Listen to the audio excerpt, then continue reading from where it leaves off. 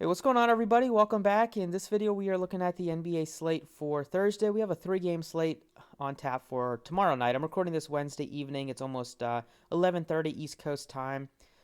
So let's get into the video. It's going to be a lot quicker than yesterday's, which we had 11 games. But I'm looking forward to breaking down the slate. If you guys enjoy the videos, make sure to hit the like button. It helps me out a lot. Subscribe if you haven't already. Looking back at yesterday's picks, put up a 285 on DraftKings, which was good enough. Looks like it's going to be good enough to cash in double ups, which is always nice when you can at least get some sort of winnings. Missed out on tournaments, and then FanDuel fell short as well on that big 11 gamer. We did win on the 2 gamer, but yesterday the picks that were really solid were Sabonis was great. The value picks came through with Scotty Barnes. Maxey was one of the most popular plays on the slate. But then we had Karl Anthony Towns at center. That game ended up being a blowout, which Karl Anthony Towns and Jalen Green didn't see a ton of minutes in the fourth. So that was disappointing. But overall, we move on to this one. So let's get into it. If you wanted to follow me on Twitter for updates, is that the DFS process? If you want to check out the website, link is in the description there. But let's get into the point guard position. We have Luka Doncic. It's only 3 games, but you have some of the best studs on the slate or in the NBA to target on this 3-game slate. You have Luka, Giannis, Steph Curry. That's the 3 guys above 10K. You're probably looking to get at least one, most likely 2 out of the top 3 into your lineup here. Paul George is 97 without Kawhi for most of the year. That's going to be great. He is not as consistent as some of these top end guys, but maybe this year, knowing that he's going to be without Kawhi for the whole year, he kind of steps up and isn't just a scorer and starts to really contribute in the rebounding, which he did a good job of last year, but really contributes in the scoring. I mean, in the assist department and just handles the ball more. The Clippers are not only missing Kawhi Leonard today, but just saw that Nick Batum is also out. So that's going to open up some extra minutes. They don't even have a deep bench right now, so we'll get to them. But starting off at point guard, Luka is only $10,600, making his debut against the Hawks. We always know whenever Luka and Trae Young square off against each other, you're going to expect some fireworks. The Hawks play at one of the fastest paces in the NBA. Luka crushed the Hawks for 64 fantasy points last year in the 2 meetings. We know he gives you some of the highest ceiling on the NBA or in the NBA with the triple-double upside that he presents every single game, and just with how crazy high of a usage rate that he has. He's going to be in my lineup. I think Luka is, at least in cash games, probably one of the best studs to pay up for. Even in tournaments, I think he looks better than some of the other options here. I like Stephen Curry. I think he's not going to shoot. I mean, it's tough for him to shoot as badly as he did in that first game. 5 of 21. He still delivered because he had a triple-double, his first since 2016. This one, you'd expect him to hit a lot more of his shots anytime a guy like Curry struggles, a good shooter struggles like that. You'd probably back in the gym the next day looking to kind of get right back on track with his shot. And he's 10,000. He's fine as well, but he's probably my third favorite superstar on the slate. Because when you have Luka and you have Giannis, they're just going to be the 2 guys that I'm going to be able to get to on a 3-game slate, just with some of the value that we have. Kyle Lowry, new look. He's with the Miami Heat. $8,100. That is not a price tag I'm that interested in.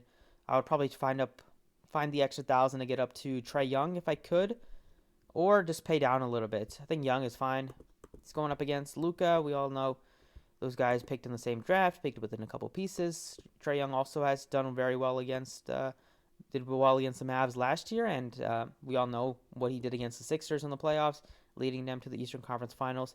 Monstrous upside for a guy like Trae Young. The only problem is that Trae Young's team is a lot deeper. They have a lot more options than Luka Doncic's team, which is really just Doncic and Porzingis going to have to carry the load.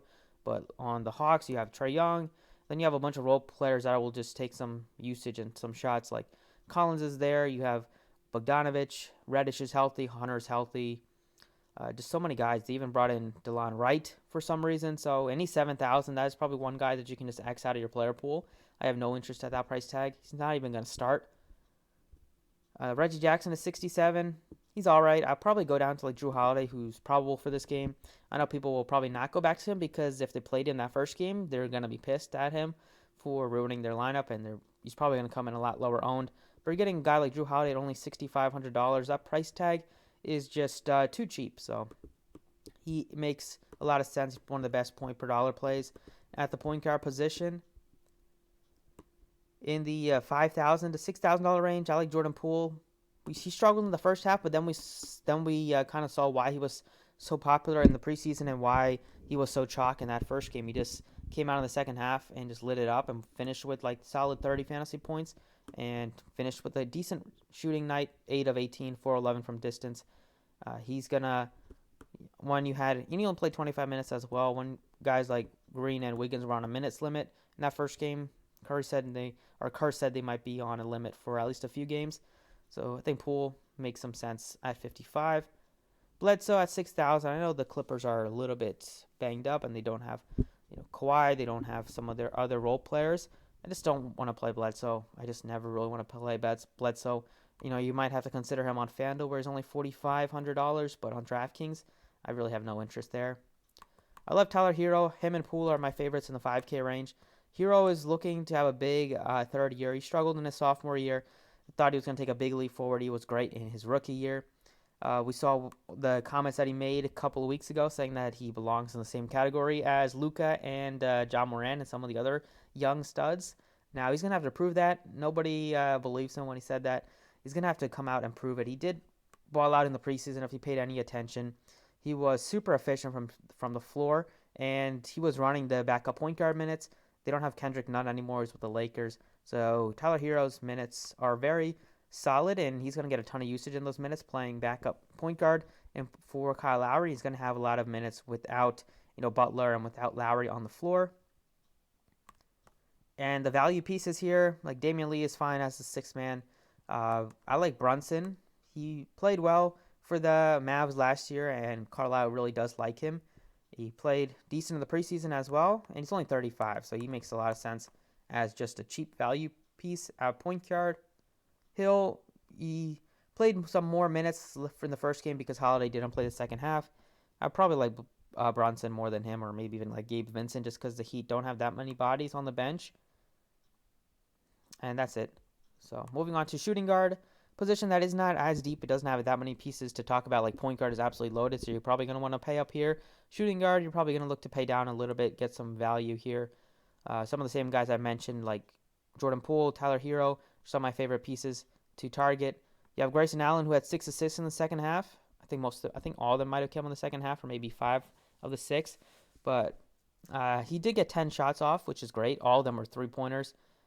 He's okay. He's going to be more popular because people look at that first game, but a lot of that production did come in the second half without Drew Holiday, and he was just getting extra minutes because there was no Holiday and getting more usage there.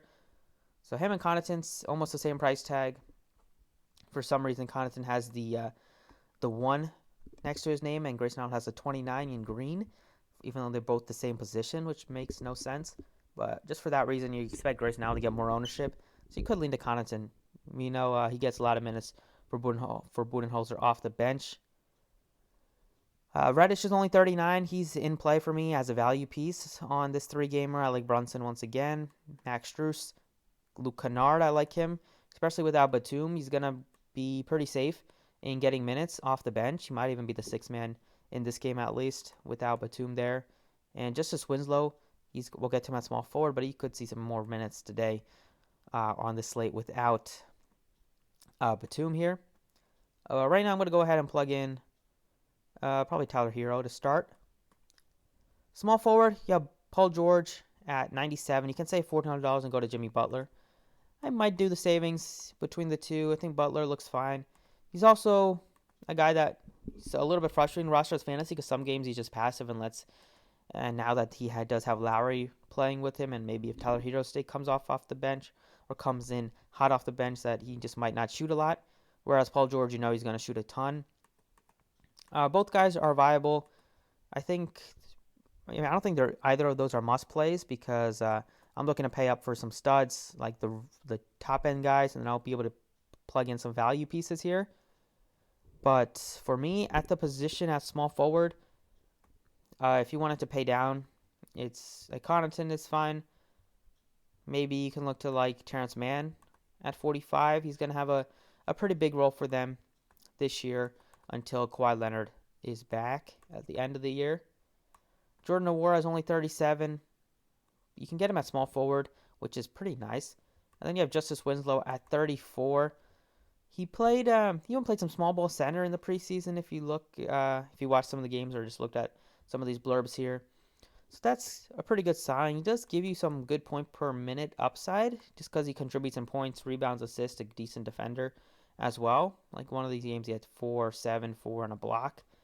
And now that we know Batum isn't going to play, I think you're probably going to end up with going with one of these value pieces, but whether it's Luke Kennard or Justice Winslow. Both guys are very similar. I think Kennard will probably get a little bit extra minutes and might get a little bit.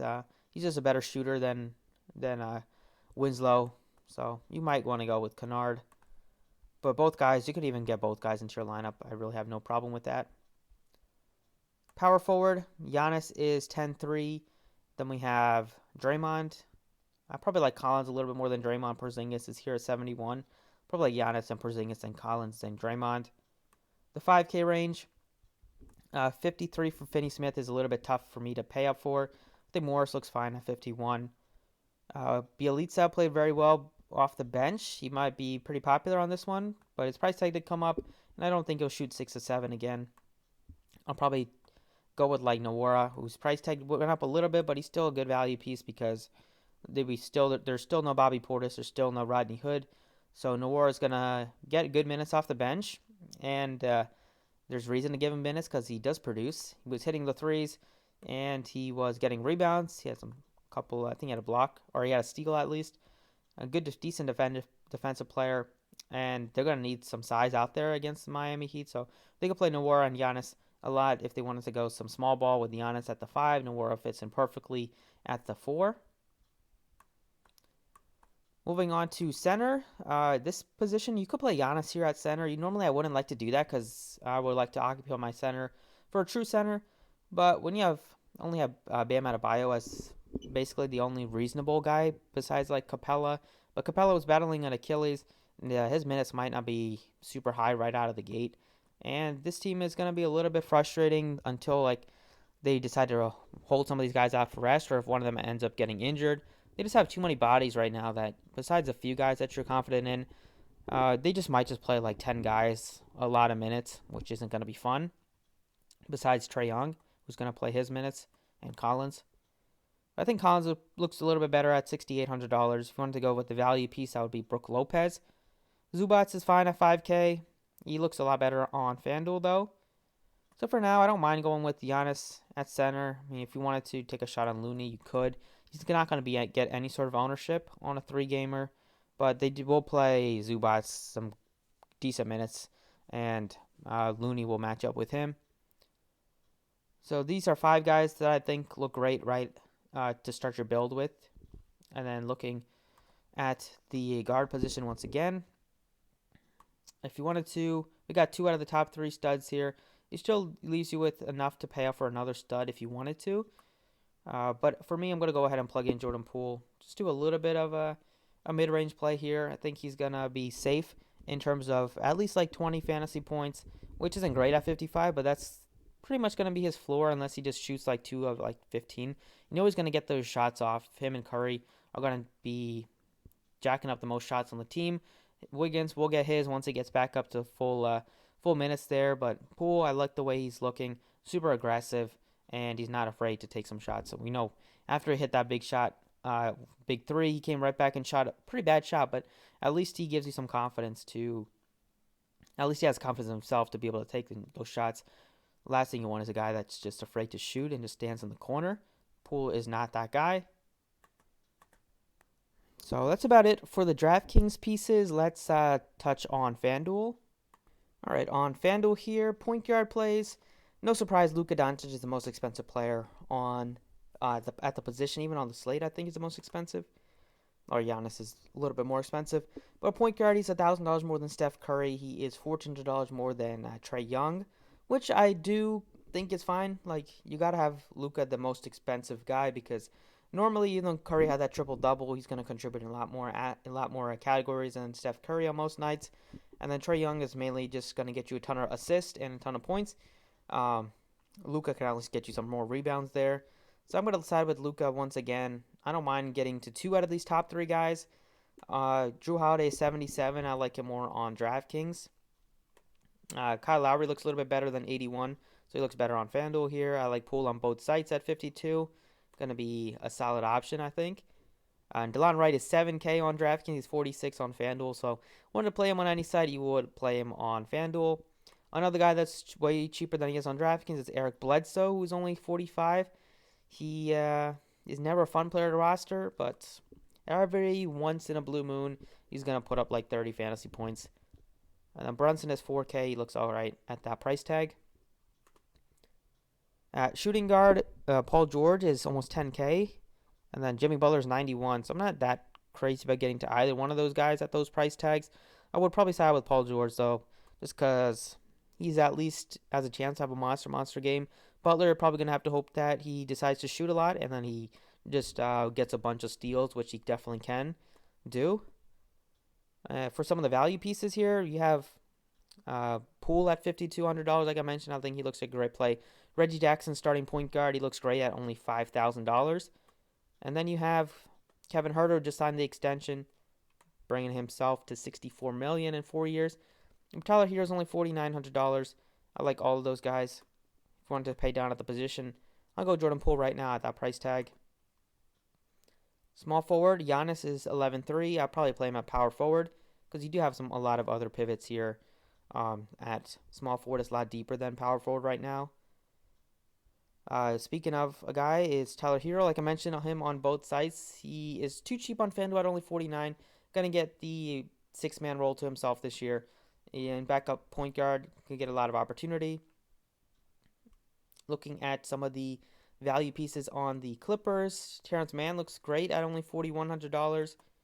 Nwora is only $4,300. Then we can get to Winslow. He is 36. That's a very nice price tag. Allow you to pay up for some studs. And then we'll see what Kennard is probably shooting guard. Shooting guard small forward 36. I'll probably get to one of those two, maybe both, if I wanted to pay up for not like 3 studs. Power forward, I'm going to plug in Giannis. He's like the only guy, after Giannis, there's a huge price difference of almost 3,000 before you get to Bam Adebayo. I'd like Porzingis at that price tag. I like Collins at only $6,400. I'm not going to pay. Probably won't pay 54 for Marcus Morris here. And then I like the value pieces here with Jordan Nwora. You see if I think Winslow was just small forward eligible, but so you have Nwora. And then nothing crazy besides that. So he's probably the cheapest value piece to look at. Maybe Dwight Powell, who's going to start at center. And then moving on to center, you have Bam at 82 is fine. Like I think he's probably the best option on the slate because Clint Capella, he might not get a full minutes with his Achilles issue. Porzingis might want to play him. Well, he looks fine too. I think Adebayo, Porzingis are the top two in terms of just overall pay-ups. I think Collins for the price tag looks great. Lopez, always a decent option, but on this one, matched up against Bam Adebayo, he's going to be able to bring Bam Adebayo to the three-point line, which is probably going to be his advantage. He's going to have the advantage in terms of getting some open looks there. But I'll take the value and go all the way down to Zubac at 42. He's going to get some more opportunity, at least early on until, well, most of the season until Kawhi's back. But they're also not having Batum, so the lack of bodies is just going to be a big deal now. And they're just going to have to play somewhat of a smaller rotation, probably like 9 guys here. They might throw in like 10. But really, they're going to have a core group of like 8 to 9 guys that will just get a lot of minutes. And Zubac is productive when he gets those minutes. Good rebounder, good putback guy, and can block you some shots, which is always valuable on FanDuel. So that's it for the video. I hope you guys enjoyed. Thank you for watching. Best of luck on this slate, and I'll see you all next time.